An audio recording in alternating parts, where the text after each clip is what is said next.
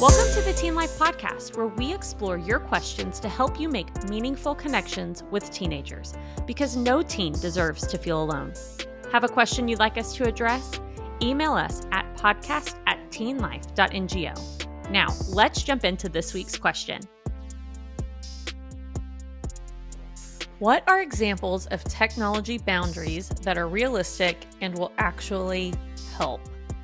That's our question for today on the Teen Life Podcast. I'm Karlie Duke, and I'm back with Caleb and Tobin. And I honestly love the second part of this question. That's like, what will actually help? Because I do feel like this is a conversation that's happening a lot right now.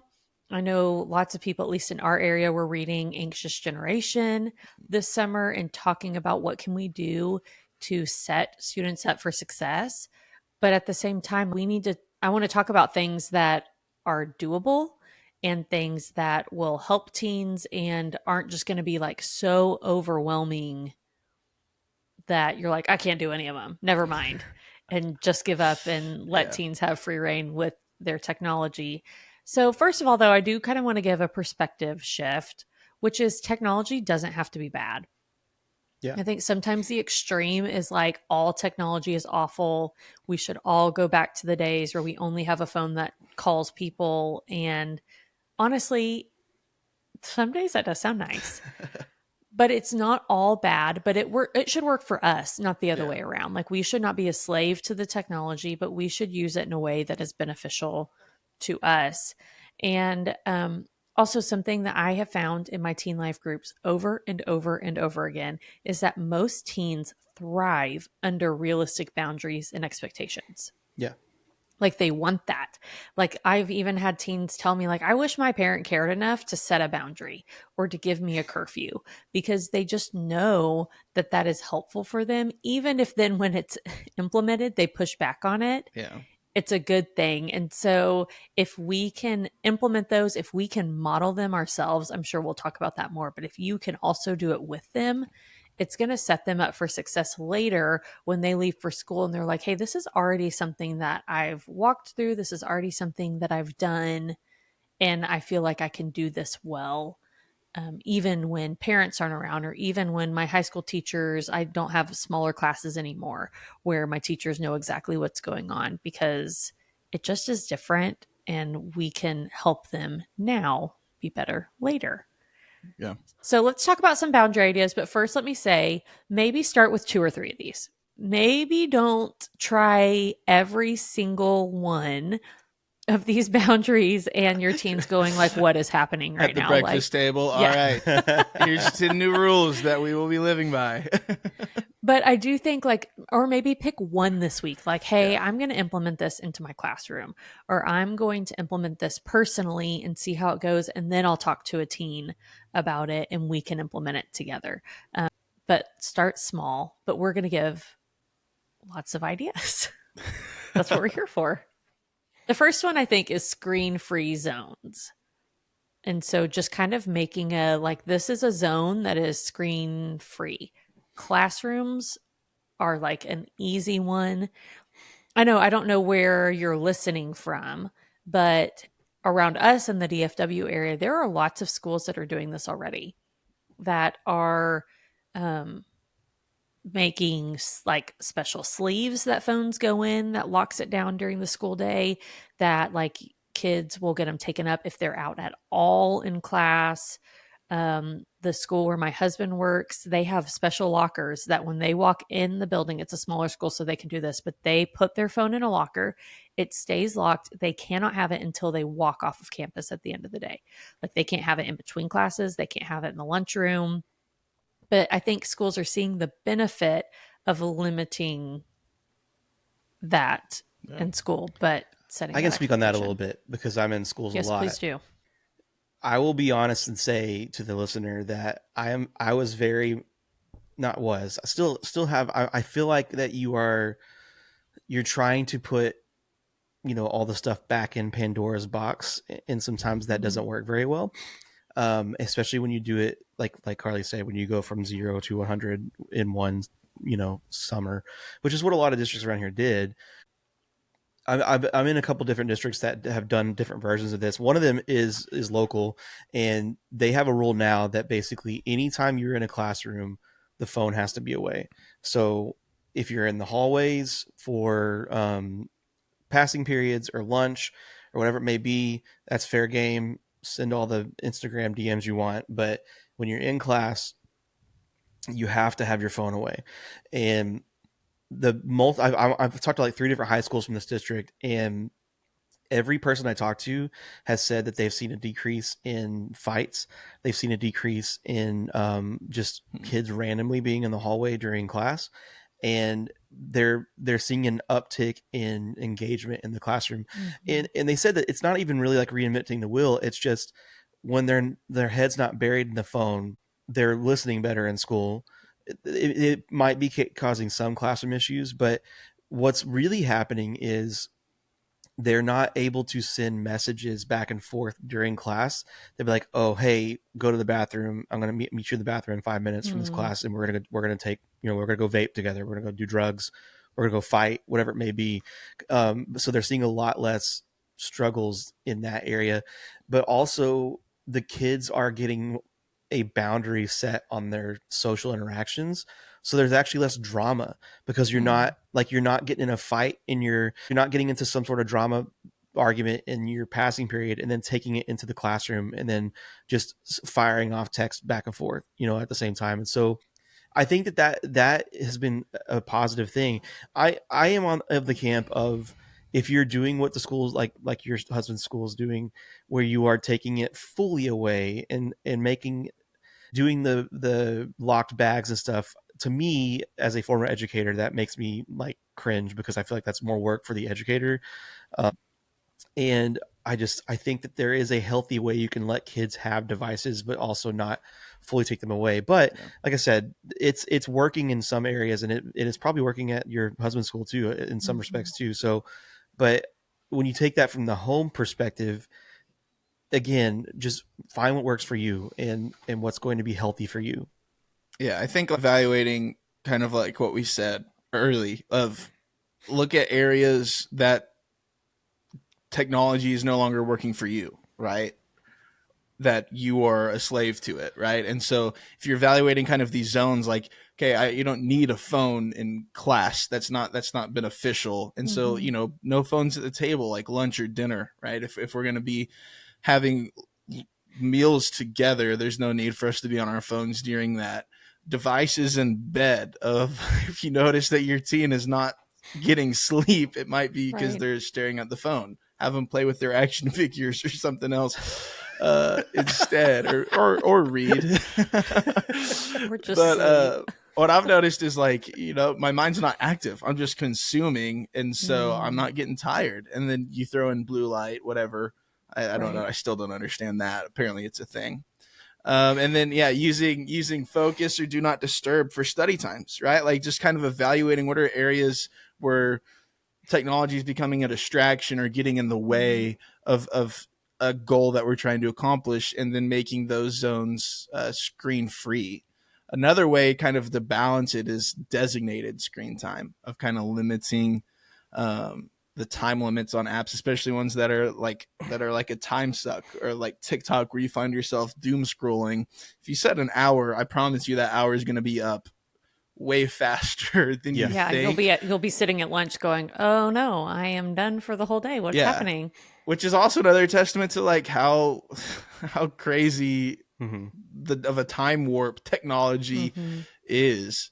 And like allowing students to use it in the last 5 minutes of class. And you have to give them access to technology in order to have healthy boundaries, instead of just cutting it out completely, right? If they're not going to learn how to interact with it and use it responsibly, if they have no access to it at all. And so it's about kind of having the training wheels and creating safe spaces and boundaries for them to be able to use it well, along with the devices in bed. Have them turn it off a couple hours before bed, even, to help them get ready for bed. And taking tech breaks just throughout the day to give their minds a rest in general, because I don't think we realize even how active our minds are while using it, even doing thoughtless things. Someone told me about this and I need to look into it more. I'll post a link if you're curious. I think it's called Brick, and Mm-hmm. it is a Mm-hmm. magnet that goes on your fridge, and you set, like, when you tap your phone to it in the app, it turns off your apps.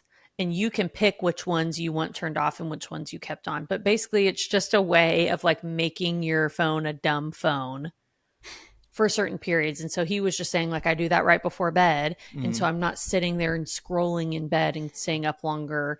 Or if I'm at work, I'll tap it and I just know I'm really focused on those times. And then I can go turn it back on. But because you have to get up, like he was saying, in bed, there will be times where he's like, oh, I want to watch that. He's like, but I've got to get up and go to the kitchen and tap it. It's not just something you can do straight from your phone. And he was like, even that little bit makes me think, is this worth it? Is this something that I Mm-hmm. need to be doing? And so maybe something like that. But there are lots of tools and apps, and like I said, the screen time limits that you can help set, and ask teens, like, hey, what would be the most beneficial times for you to turn it off? Yeah. What do you think is reasonable? What's a reasonable amount of time for you to be on TikTok every day? And let's talk about those together without just saying like 30 minutes and you're done. And I'm going to set this boundary, Right. but have conversations. There's also ways to where you can request more time. I'll have parents that I work with that will tell stories of, like, they'll get a text at like 9:30. Can I have 10 more minutes on YouTube or whatever? And it's like, sure. And you can do that all from your phone, which is kind of funny. But yeah, a way of creating that conversation and that space I think a with lot of your people teen. also talk about digital detoxes. And this one, I'll be honest, sounds really intimidating to me. And so it's probably going to sound intimidating to your student, but to completely unplug one day a week for at least a few hours, um, leave your phone somewhere, go on a walk, play board games, read. I also know people that they will do one day a week, 1 week a month, and like 1 month of year. So they'll like have different things, but like maybe for a whole week, once a month, they use the brick where you can only get in touch with them via text or a phone call, but they take everything off their phone. I also know people that on weekends, they will delete email, they will delete social media, they will delete things like that from their phone so that it's not a temptation. So there are things like that that you can do. One thing, I think, if you're a teacher listening, because some of these things are just more geared towards home because that's where they're using their phone a lot. But if you're an English teacher, give incentives for screen-free activities like reading. Like, we do that in elementary school. Why do we not do that in high school? I would have rocked that in high school. Like, you get a certain number of bonus points on this test if you log what you're reading and give me a brief 2 sentence review. And I know that kids can like cheat that system, but you usually will know pretty quickly if they're doing it or not. But rewarding things that are going to get them off their phone and actually benefit them long term as well. Mm-hmm. I think it's one of those, like, kind of going back to, the idea is not to get rid of it completely, because this is stuff's not going away. If anything, it's just it's expanding every day. Yeah. So training them, we talked last week about social media, so it's training them how to use it properly, and modeling. And again, as I said last week, this is not something that we grew up with, like my generation, and so we are also learning, and we need to learn with them. And I mean, like, you're sitting here saying these things and reading off these things on how to do it better, and I'm like, oof, like, maybe I need to do this. Maybe I need to have a technology agreement with my own phone, and having some no phone zones and stuff like that. And it's just, there's so much research that talks about the addictive nature of what we've created. And like, I don't want to fear monger anybody, and I don't want anybody to fear monger, because like there are a lot of great things about it too. And especially as a teacher, there's so many great things you can do, like if a kid has a phone in their pocket in class. And so I get it, as a former teacher, like, we use the technology, but we also need to figure out a way to do it respectfully and responsibly. Just a couple of things too, like some takeaways, like it's like I just said, it starts with you. Like, one of the things in my house with my oldest son was he would sit down to eat his dinner and immediately have his hand out while he's eating, scrolling things on his phone. And I that really frustrated me.